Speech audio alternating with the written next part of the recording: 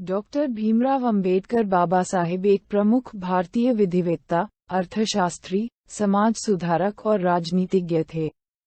उनका जन्म 14 अप्रैल 1891 में मध्य प्रदेश के महू में हुआ था। उनके पिता सूबेदार रामजी मालोजी सकपाल पढ़े लिखे व्यक्ति और संत कबीर के अनुयायी थे। अंबेडकर ने बॉम्बे विश्वविद्यालय से स्नातक की उपाधि प्राप्त की और आगे की पढ़ाई न्यूयॉर्क में कोलंबिया विश्वविद्यालय एवं लंदन स्कूल ऑफ इकोनॉमिक्स में की। वर्ष 1924 में उन्होंने दलित वर्गों के कल्याण हेतु एक संगठन की शुरुआत की और वर्ष 1927 में दलित वर्गों की स्थिति को उजागर करने के लिए बहिष्कृत भारत समाचार पत्र का प्रकाशन शुरू किया। उन्होंने मार्च 1927 में महाड सत्याग्रह का भी नेतृत्व किया। उन्होंने तीनों गोलमेज सम्मेलनों में भाग लिया। वर्ष 1932 में डॉक्टर अंबेडकर ने महात्मा गांधी के साथ पूना पैक्ट पर हस्ताक्षर किए, जिसमें दलित वर्गों हेतु अलग निर्वाचक मंडल के विचार को त्याग दिया गया। वर्ष 1936 में उन्होंने दलित वर्गों के हितों की रक्षा हेतु इंडिपेंडेंट लेबर पार्टी का गठन किया। वर्ष 1942 में डॉक्टर अंबेडकर को भारत के गवर्नर जनरल की कार्यकारी परिषद में श्रम सदस्य के रूप में नियुक्त किया गया और वर्ष 1946 में बंगाल से संविधान सभा हेतु चुना गया। वह प्रारूप समिति के अध्यक्ष थे और उन्हें भारतीय संविधान के जनक के रूप में याद किया जाता है। डॉक्टर अंबेडकर वर्ष 1947 में स्वतंत्र भारत के पहले मंत्रिमंडल में कानून मंत्री बने। हिंदू कोड बिल पर मतभेदों को लेकर उन्होंने वर्ष 1951 में कैबिनेट से इस्तीफा दे दिया। उन्होंने बाद में बौद्ध धर्म को अपना लिया।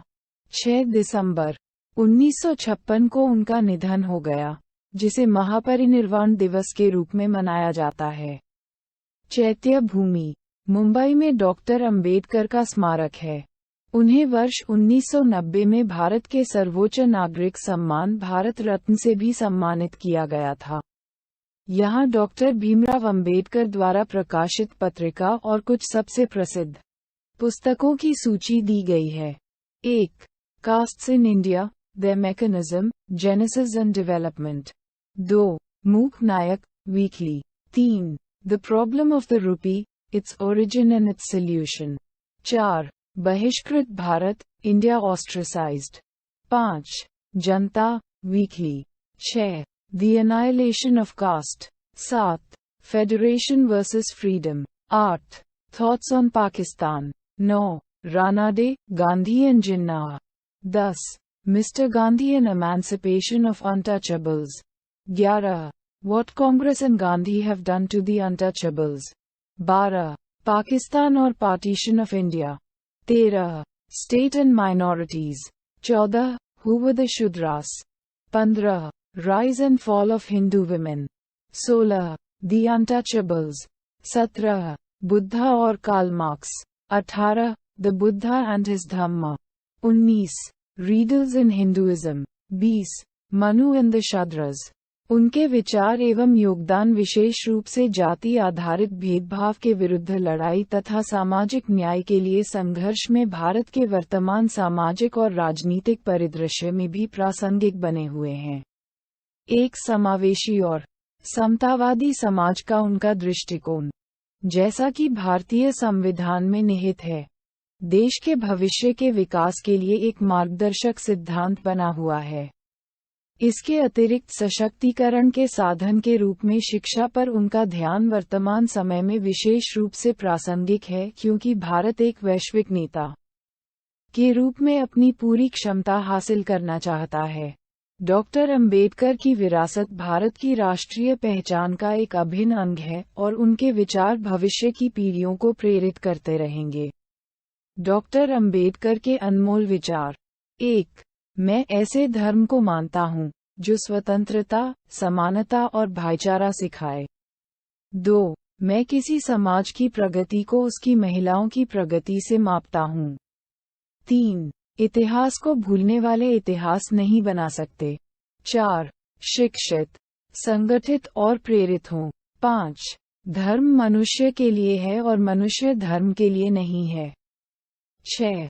जैसे मनुष्य नश्वर है, वैसे ही विचार भी हैं। एक विचार को प्रचार की आवश्यकता होती है। जैसे एक पौधे को पानी की आवश्यकता होती है, अन्यथा ये सूख जाता है और मर जाता है। 7. एक महान व्यक्ति एक प्रतिष्ठित व्यक्ति से इस बात में भिन्न होता है कि वह समाज का सेवक बनने के लिए तैयार रहता है। 8. समानता एक कल्पना हो सकती है, लेकिन फिर भी इसे एक नियामक सिद्धांत के रूप में स्वीकार किया जाना चाहिए। 9. बुद्धि का विकास मानव अस्तित्व का अंतिम लक्ष्य होना चाहिए। 10. समानता एक कल्पना हो सकती है, लेकिन फिर भी इसे एक नियामक सिद्धांत के रूप में स्वीकार किया जाना चाहिए। 11. यदि हम एक संयुक्त एकीकृत आधुनिक भारत चाहते हैं तो सभी धर्मों के शास्त्रों की संप्रभुता का अंत होना चाहिए। 12. जीवन लंबा होने की बजाय महान होना चाहिए। 13. कानून और व्यवस्था राजनीतिक शरीर की दवा है और जब राजनीतिक शरीर बीमार पड़े तो दवा जरूर दी जानी चाहिए। 14.